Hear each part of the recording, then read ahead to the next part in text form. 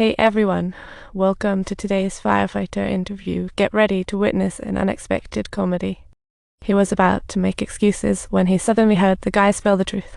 The captain nodded, checking the resume and finding he had a history of drug use and theft, and he's currently on bail. The captain couldn't figure out how this guy could have the nerve to apply for a firefighter position. Maybe he saw a bit of his younger self. The captain decided to give him a chance, prepared gear, and took him up the mountain for training. But he was already lagging behind at the start. He lagged far behind as the group moved ahead. The assistant asked the captain why they recruited the rookie before the team assessment. The captain said nothing and rushed his crew up the hill, while the poor guy was just making his way to halfway up as they raced back down. No team member paid him mind. He plotted escape, and by evening he was gone. The captain shrugged and laughed, announcing the end of the day when suddenly his deputy pointed ahead.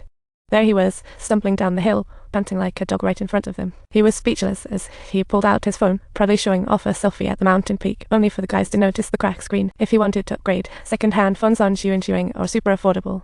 I scored a used iPhone 13 for over $1,900 less than a new one. Xiuan is an official second-hand platform with rigorously checked phones. More reliable than usual. You can try for 7 days and return if unsatisfied. I bought a laptop there 6 months ago and it's still running like a champ. Totally recommend you check out Xiuan.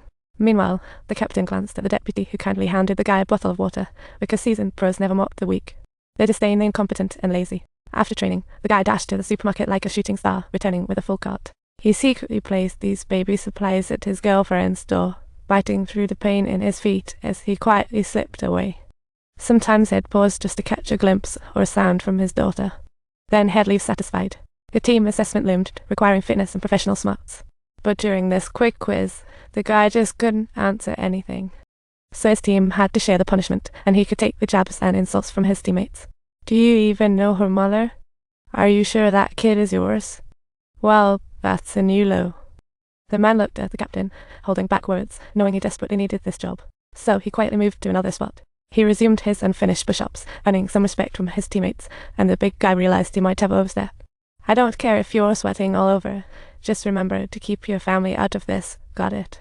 Soon, they received a firefighting mission in the neighboring province, also part of their elite team promotion assessment. On the journey, everyone was talking to their family except him, staring blankly out the window.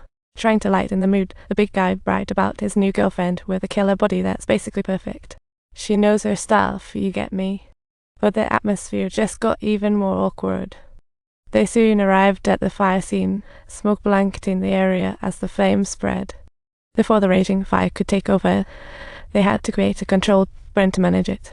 This method wasn't exactly familiar to the team, and Captain's plan faced opposition from Shen and Yuan. The old-timers stubbornly insisted on traditional firefighting methods, firmly opposing their bold strategy. The captain stuck to his guns, which undoubtedly annoyed Shen and Yuan. Yikes! Their approach worked, but alienated Shen and Yuan, missing their elite team promotion chance.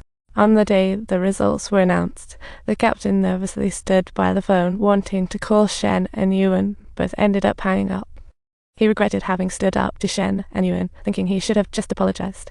Instead, he smashed a chair in frustration, until his old buddy walked into the office, saying, "Congrats. You've been promoted."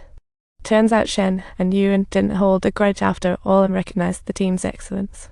The man left after dropping off supplies, only for the door to swing open. His girlfriend called him back, holding their longed-for daughter. The moment he saw his daughter, he couldn't take his eyes off her, beaming with genuine joy. "Do you want to hold her?" "No, I'm too dirty. I don't want to mess up her outfit." "It's fine. Really, come on." He carefully took the baby in his arms.